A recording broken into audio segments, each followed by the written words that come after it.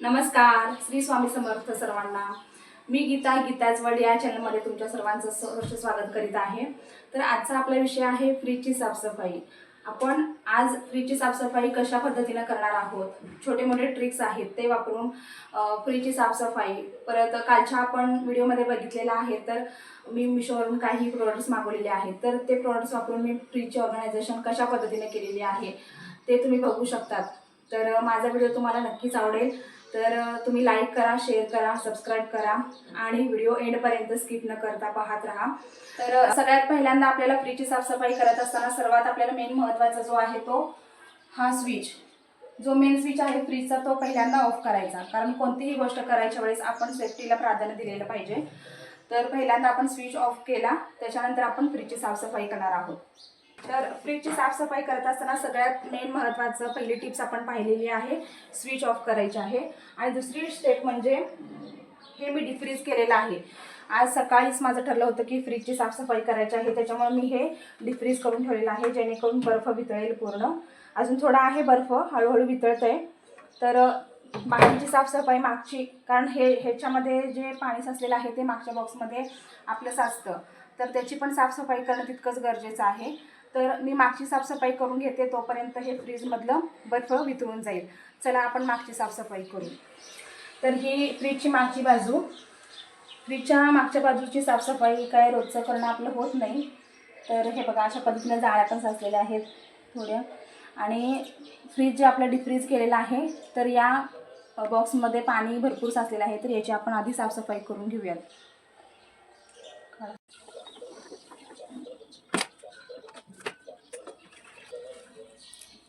हे पहा, याच्यामध्ये अशी घाण साचलेली असते, ती वेळच्या वेळेला आपल्याला साफसफाई करून घेणं गरजेचं आहे। तर हे आपण स्वच्छ धुवून साफ करून घेऊया।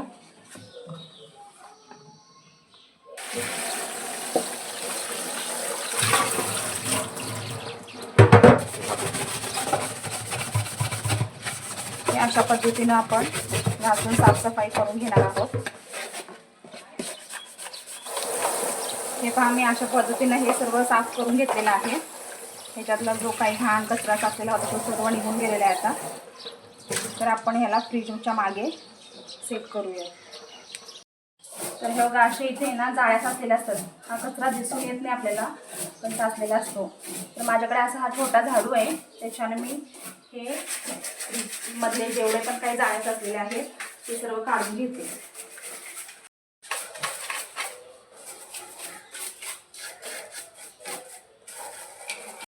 तर अशा पद्धतीने मी साफसफाई करून घेतलेली आहे। साफसफाई करताना हे जे कॉइल्स आहेत ते आणि हे कॉम्प्रेसर, याला धक्का नाही लागला पाहिजे, याची काळजी आपण घेतली पाहिजे। अशा पद्धतीने वेळच्या वेळी जर फ्रीजची साफसफाई आपण करत राहिलो ना, तर आपलं फ्रीज नेहमी मेंटेन राहील। तर हे पहा, मी फ्रीजच्या मागच्या बाजूची सर्व साफसफाई आता करून घेतलेली आहे। तर आता आपण फ्रीजमध्ये आतली सफाई करूयात। तर अशा पद्धतीने आपण फ्रीजच्या मागची साफसफाई सर्व केलेली आहे। फ्रीज सकाळी डिफ्रीज केला होता, पण अजून थोडासा बर्फ आहे याच्यामध्ये, तर बाकीची सगळी क्लिनिंग होईपर्यंत ते वितळून जाईल, मग त्याच्यानंतर आपण त्याची साफसफाई करूयात। तर जो हा पसारा आहे फ्रीजमधला, तो आपण आधी काढून घेऊयात कशामध्ये तरी, नंतर आपण फ्रीजची साफसफाई करूयात। मी याच्यामध्ये शक्यतो भाज्या नाही स्टोअर करत, कारण माझा हा जो फ्रीजचा पार्ट आहे ना तो खराब झालेला आहे, त्याच्यामुळे मी याच्यामध्ये भाज्या नाही स्टोअर करत। तर आपण हे बाकीचं दरवाजातला जो साहित्य पसरा आहे ना तो काढून घेऊयात।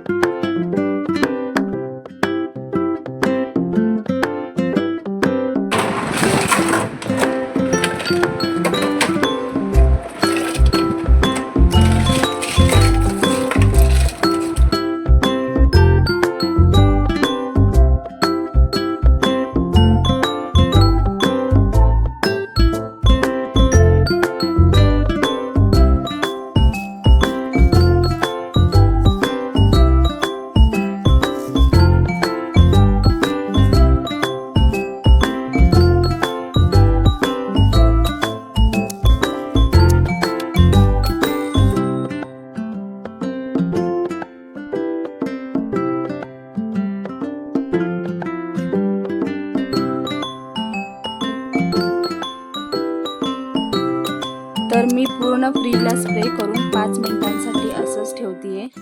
फ्रीज साफ करण्यासाठी मी जो स्प्रे वापरला त्या स्प्रेमध्ये मी खाण्याचा सोडा आणि भांडी घासण्याचं लिक्विड मिक्स करून स्प्रे केलेला आहे. याच्यामुळे जे पण फ्रीजमध्ये चिवट डाग आहेत तसेच फ्रीजचा वास येत असेल तर तोही जाण्यास मदत होईल. तर अशा पद्धतीने मी पूर्ण फ्रीज स्वच्छ घासून मऊ नॅपकिनने पुसून घेते. तर असं 2दा मी ओल्या कापडाने पुसून घेते.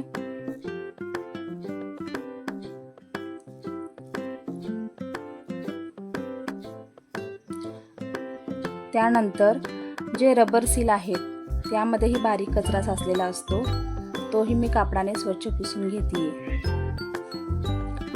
तसेच बाहेरील दरवाजा पण स्प्रे करून छान पुसून घेते.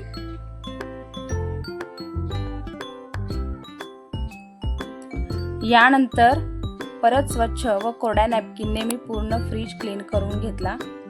तर पाहू शकता किती नीट आणि क्लीन दिसत आहे फ्रीज, अगदी नव्यासारखा चमकत आहे. तर अशा ट्रिक्स वापरून तुम्हीही तुमची फ्रीजची साफसफाई करू शकतात.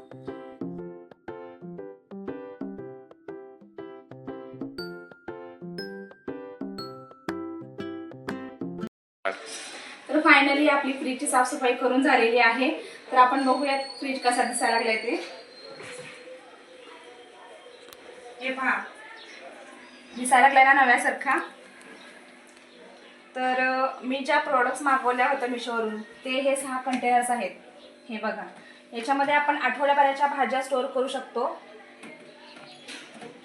आणि जे ऑल इन वन म्हटलं मी तुम्हाला ते हे आहे. तर याच्यामध्ये मी आलं, लसूण, हिरवी मिरची, कढीपत्ता वगैरे अशा पद्धतीने स्टोअर करून ठेवलेले आहे.